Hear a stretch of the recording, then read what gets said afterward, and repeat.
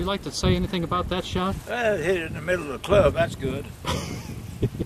And what golf tip would you like to give to those watching this tape for what you've learned about golf in your years of playing? Practice, practice, practice. And has that really improved your game? Not really. No. It's just a wishful thought. All right. Okay, Ed, we're sitting here waiting for some people to finish. So this is a good time to ask you some questions about the top 3 things you've learned in playing golf in your life. The top 3 things is keeping your head down, take a relatively short backswing, and have a big follow-through. Now, if I could remember those 3 things, I'd play a whole lot better golf. But, you know, I've been playing 75 years, and I'm still making the mistakes I made the same week I started. Yeah, but how many holes and ones have you had in that? I've had 7. One wasn't testified by anybody but me, but that's all right too, because my word is as good as gold, so I accepted my word as making 1 hole in 1. So, what is it about golf that makes you want to get out here, because you're avid about playing golf? Oh, I've always been avid. Ever since I started in 1933, I was 14 years old. Always was crazy about the game, never expected to succeed with it. But at the same time, it's a lot of fun. Every day is a different day, and it's a challenge. Yeah. What got you hooked on golf to begin with? Playing with my daddy. He was one of the original stockholders of the Cross Ridge Country Club, and in 1933 that club was built, and he started playing, I started playing with him. Then I did a lot of caddying along that time too when I was out of school. And that was a lot of fun to caddy for some old men that were playing. And you know, I didn't realize how old they were, but they were old, kind of like I am now. Yeah. They hit some good balls. So, what advice would you give to all those young people in the Hollan family coming after you if they want to make golf part of their life? First thing you need to do is take lessons. Learn from somebody that knows how to play and can teach you. There are lots of pros that know how to play the game but can't teach you.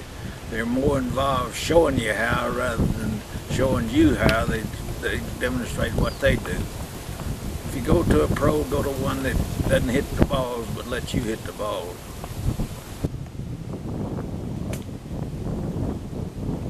All right, here we are waiting for another hole. You're 2 over par, is that correct? Yeah. So, what's your theory? Do you keep score generally or not? Not unless it's just in my head. I never write it down. Trouble about writing it down, you need a pencil that's got an eraser on it. And we don't have a pencil with an eraser on it in these carts. Well, why? You score a whole lot better when you have a pencil with an eraser on it.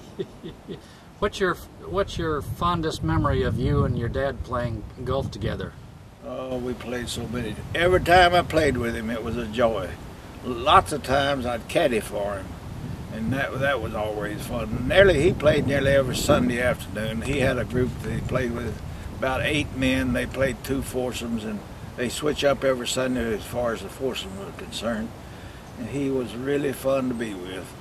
Always in a good humor, never complained about his shots. Took them as they were. He was some kind of a man.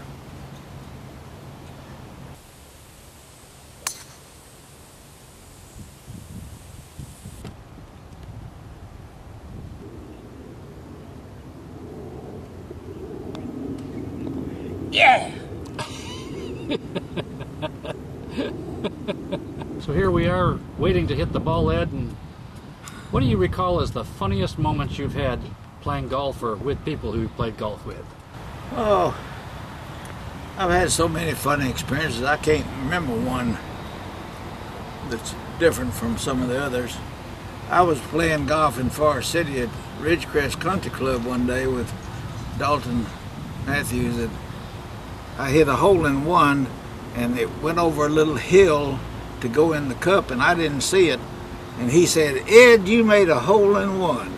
And I said, "No, Dalton, I didn't make a hole in 1." He said, "I saw it go in." We got up there to the green, the ball was in the hole.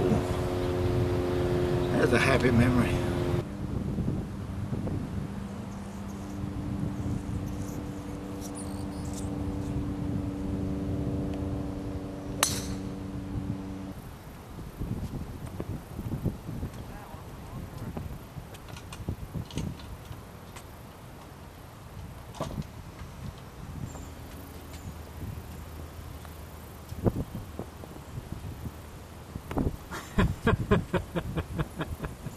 You played golf a lot of years, so Yep. what question am I not asking you that I should ask you?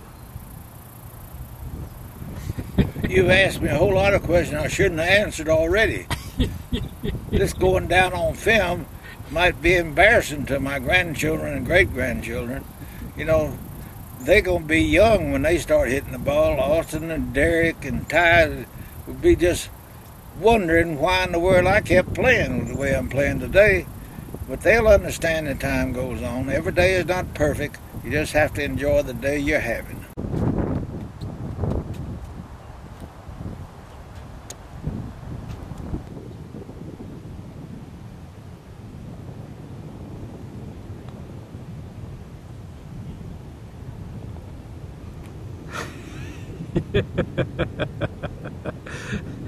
Great putt, Ed.